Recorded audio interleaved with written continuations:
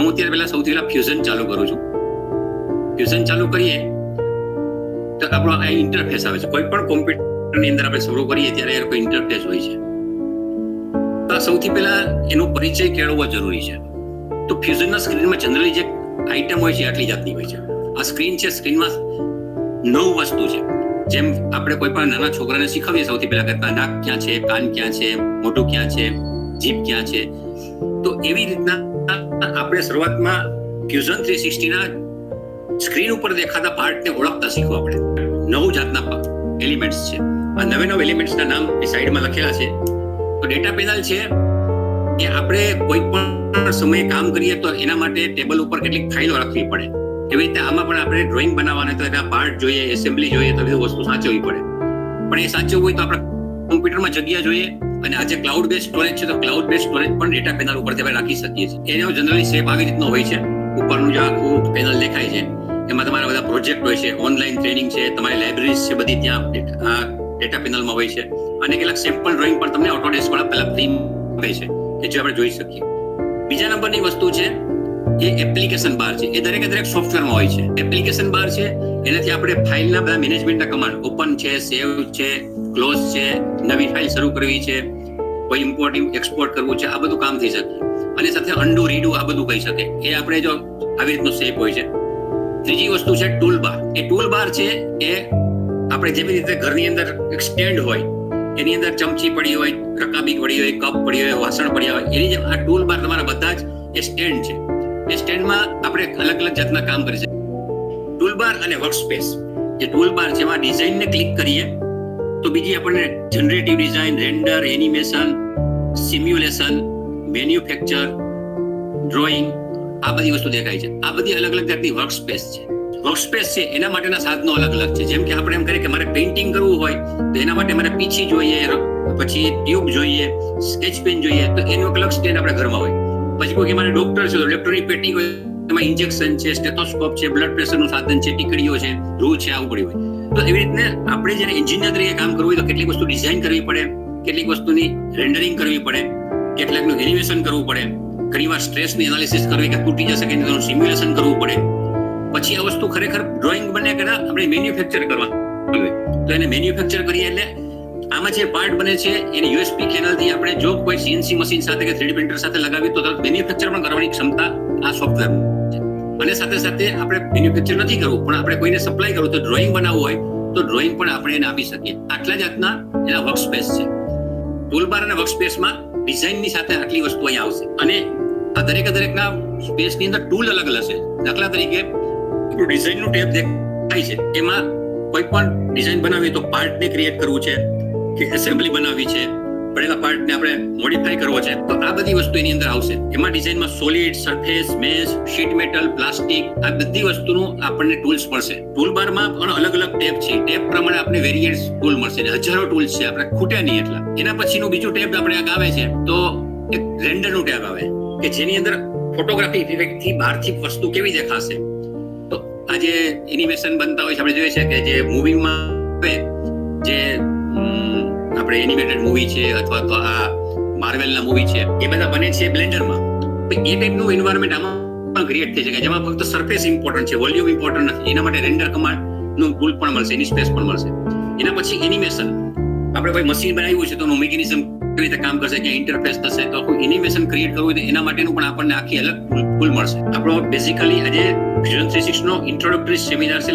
પેલા તેના નામથી પરિચય કરાવું છું, પછી એની આપણે એપ્લિકેશન પણ અત્યારે જોશું કારણ કે આપણે પાસે 1 વાગ્યા સુધીનો સમય છે. એના પછી આવે છે સિમ્યુલેશન. એન્જિનિયર હંમેશા મહત્વની વસ્તુ છે કે વસ્તુ બની ગયા પછી એ ખરેખર તૂટવી ન જોઈએ.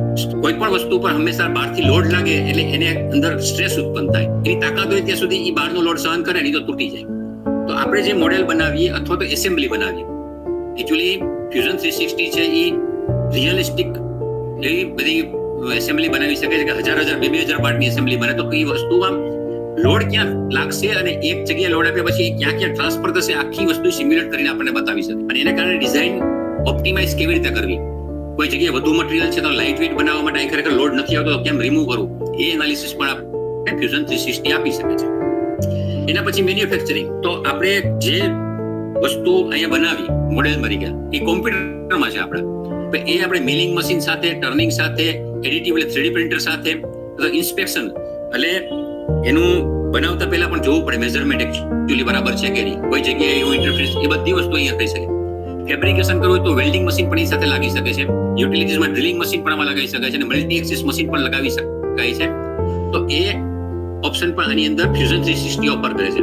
આ દરેક મોડ્યુલ છે એના અલગ અલગ ભાવ હોય છે, એની અલગ ટોકન પણ મળતા હોય છે. અને છેલ્લું છે ડ્રોઈંગ, જે સૌથી અગત્યનું આપણા માટે એટલા માટે છે કે આપણે એન્જિનિયર છીએ તો આપણે હંમેશા પહેલા સેમેસ્ટરમાં એન્જિનિયરિંગ ડ્રોઈંગ બોર્ડ ઉપર ચિત્ર દોરતા હોઈએ છીએ. તો એ જ વસ્તુ આમાં કેટલી સહેલાઈથી ક્રિએટ થઈ જાય એના માટેની સગવડ પણ આની અંદર છે. ટૂલ બાર પછીની ચોથી વસ્તુ છે બ્રાઉઝર. બ્રાઉઝર તમે જોશો અહીં એક સાઈડમાં આવી રીતના હંમેશા કંઈક વસ્તુ બનાવીએ તો ફિનિશ થઈ ગયા પછી એક સાઈડમાં આપણે સ્ટોર કરતા હોઈએ. ઘરમાં પણ આપણા મમ્મી છે એ પૂરી બનાવતા હોય ને બીજા જગ્યાએ એ ભજીયા બનાવતા હોય, તો એ પૂરી બની ગયા પછી એને ઝાડાથી કાઢીને એક જગ્યાએ ફિનિશ કરીને મૂકવી પડે. અમુક જગ્યાએ રો મટીરિયલ પડ્યું હોય અને અમુક જગ્યાએ ફિનિશ પ્રોડક્ટ પડી હોય.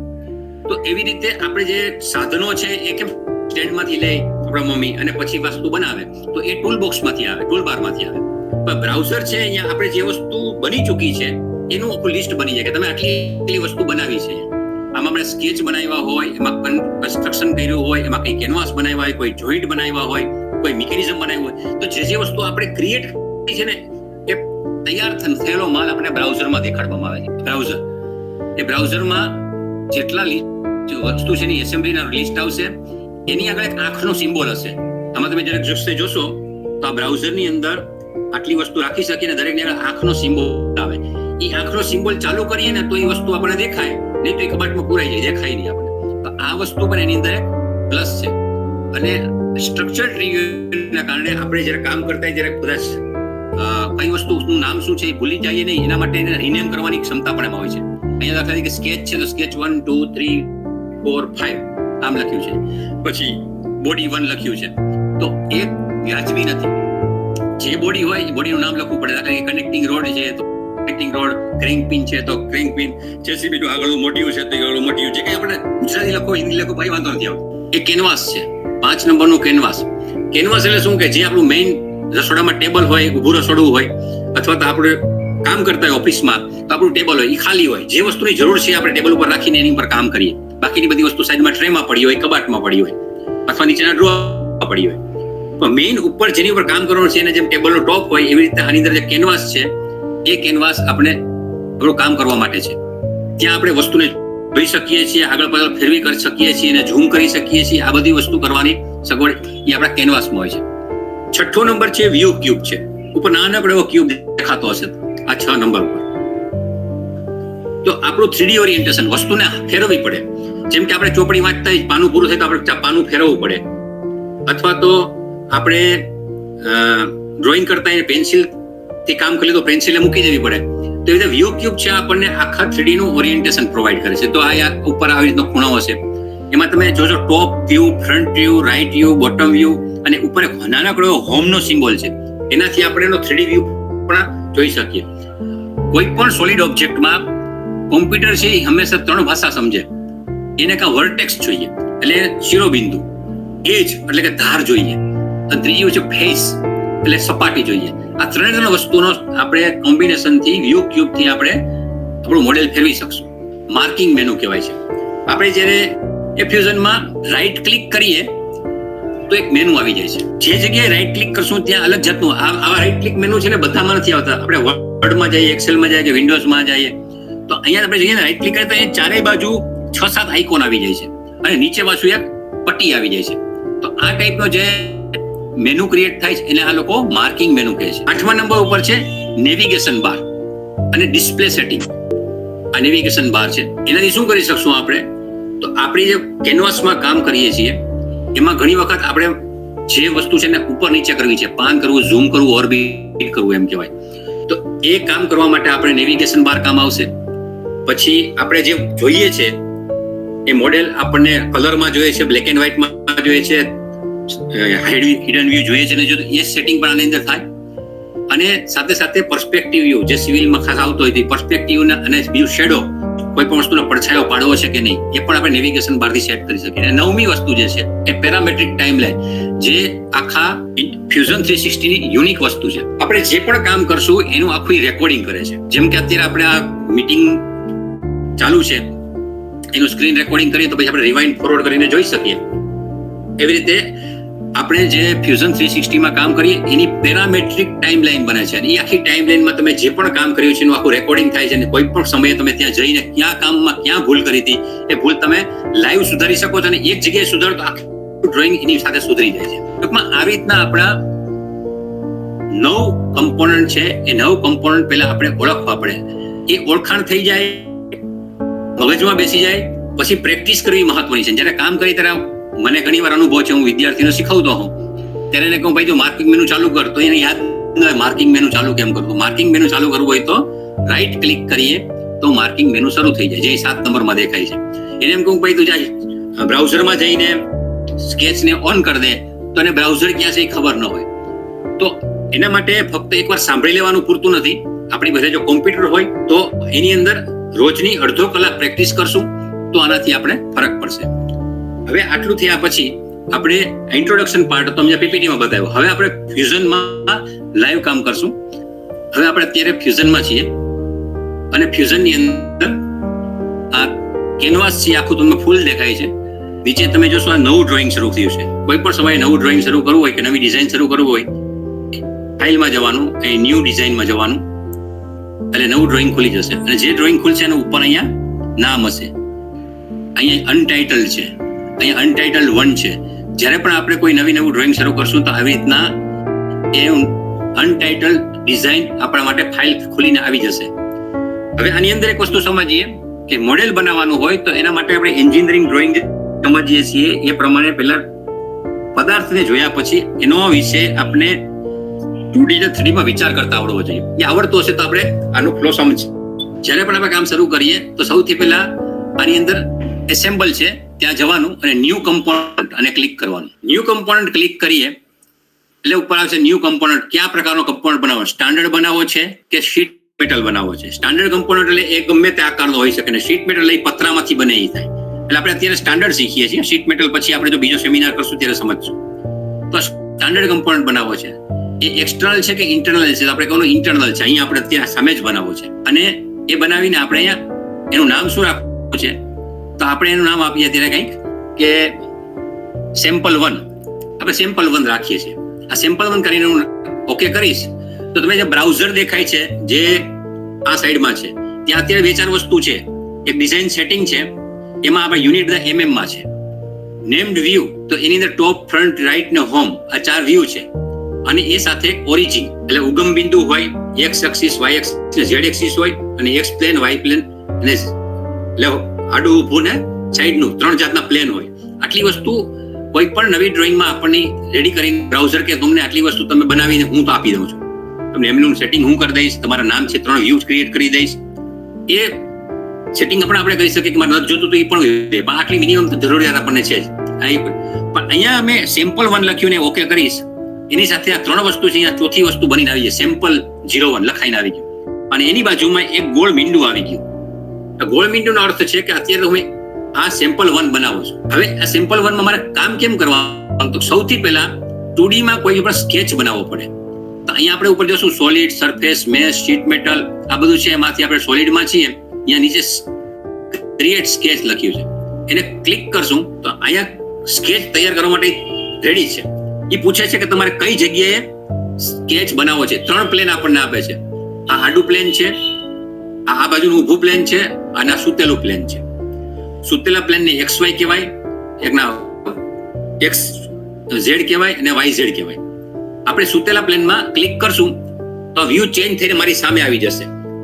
અને સાઈડમાં એક પેલેટ આવશે. આ અગત્યનું પેલેટ છે. આમાં જે વસ્તુ મારે સ્કેચમાં જોઈએ છે એ ટીક કરેલી છે, એ ચાલુ હું બંધ કરી શકું, બધું કરી શકું. અત્યારે આમાં જે છે એમાં બહુ ડીપમાં અત્યારે જવાની જરૂર નથી. સ્કેચ પેલેટ આવશે એ યાદ રાખવાનું છે. આ સ્કેચ પેલેટ આવ્યા પછી મારે અહીંયા તમે ઉપર જોશો તો પહેલા છે અહીંયા સોલિડમાં આપણે હતા, અહીંયા સોલિડ ચાલુ હતું. પણ ઓટોમેટિક મેં સ્કેચ દબાવ્યું હતું ને અહીંયા સ્કેચ નામની વસ્તુ ક્રિએટ થઈ ગઈ ને એનું નવું ટૂલ બોક્સ એને બનાવીને આપણી સામે મૂકી દીધું. એટલે આ સોફ્ટવેર એવું છે કે આપણે જે કામ કરવું છે ને એના સાધનો આપણી સામે તરત મૂકી દે. હવે સમજો કે મારે એક સાદી વસ્તુ છે કે આની અંદર મારે ક્રિએટમાં સ્કેચમાં એક ચોરસ બનાવવું છે, તો અહીં લંબચોરસને હું ક્લિક કરીશ તો અહીંયા સ્કેચ પેલેટમાં તરત ફીચર ઓપ્શન આવી જાય, રેક્ટેંગલ નામની વસ્તુ આવી ગઈ, અત્યાર સુધી હતી નહીં. અને અહીંયા પણ 3 ઓપ્શન છે, 1 2 3. એમાંથી હું પહેલા નંબરનું ઓપ્શન છે 2 પોઈન્ટ રેક્ટેંગલ. તો 2 પોઈન્ટ રેક્ટેંગલમાં હું સમજો કે આ ઉગમ બિંદુ છે, અહીંયા ક્લિક કરું અને પછી આવી રીતે જવા દઉં તો આ ચોરસ બનવા માંડ્યું. તો ચોરસ બનાવવાની વસ્તુ બહુ સહેલી છે. સમજો કે એને હું સાઈઝ આપું કે 100, તો બાજુમાં એક તાળું દેખાવા માંડ્યું. અને આ બાજુ જઈને હું લખું 40, તો અહીંયા તાળું દેખાવા માંડ્યું. એનો અર્થ છે કે ફ્યુઝને આ બધી વસ્તુ લોક કરી દીધી અને વસ્તુ બની ગઈ 100x40 નું. આ ચોરસ બની ગયા પછી મને કે મારા સ્કેચ બની ગયો ને હું ફિનિશ સ્કેચ કરું તો એ કેવું સ્કેચ બની ગયો. હવે તમારે આમાં આ 2D સ્કેચ થઈ ગયો. હવે તમારે આગળ શું કરવું છે તો આપણે ઉપર જોશો તો સ્કેચનું જે ટૂલ બોક્સ હતો એ જતો રહીને બસ સોલિડમાં આવી ગયું. અને અહીંયા તરત કહે છે આ એક્સટ્રુડ નામની વસ્તુ છે પેલી એક્સટ્રુડ. તો તરત કે ખેંચો, આ તીર આવી ગયું. આ તીરને પકડીને હું ખેંચીશ તો વસ્તુ 3D માં બનવા માંડી. અને હું એને કહીશ કે મારે 20 નું રાખવું છે, 20 લખીને એન્ટર કરીશ, આ 20 ની જાડાઈનો ક્યુબ બની ગયો. આ ક્યુબ બનાવવા માટે આપણે શું કર્યું, સૌથી પહેલા સ્કેચ બનાવ્યો, ચોરસ અને ખેંચ. પણ હવે મને થાય છે કે મારે આ બરાબર છે, આની ઉપર એક મારે સર્કલ બનાવવું છે. તો પાછું સ્કેચમાં જવાનું, સ્કેચ ક્લિક કરો એટલે પૂછે છે કે કયા પ્લેનમાં બનાવવું છે. પણ અમારે પ્લેનમાં નથી બનાવવું, આ ઉપરની સપાટી ઉપર બનાવવું છે. ઉપરની સપાટીને હું ક્લિક કરીશ તો ઉપરની સપાટી અહીંયા મારી સામે આવી ગઈ. હું એને ઝૂમ કરી શકું છું, એ બધું માઉસથી કરું છું, એ તમે પ્રેક્ટિસ કરશો એમ દેખાશે. આ સપાટી આવી ગઈ અને સ્કેચનું પાછું અહીંયા ઉપર ટૂલ શરૂ થઈ ગયું. હવે અહીંયા મારે સર્કલ બનાવવું છે. એક સર્કલ મેં ક્લિક કર્યું, આની સર્કલ સમજો હું અહીંયા રાખી અને આ સર્કલ 10 mm નું બનાવ્યું. અને પછી હું કહ્યું છે ફિનિશ સ્કેચ, મારું સર્કલ બની ગયું. આ ફિનિશ સ્કેચ કર્યું તેની વાય સર્કલ આવી ગયું. પાછો હું સમજો એક્સટ્રુડમાં જાઉં અને એને કહું કે મને આને એક્સટ્રુડ કરવું છે અને કેટલું કરવું છે તો કે 5 જેટલું.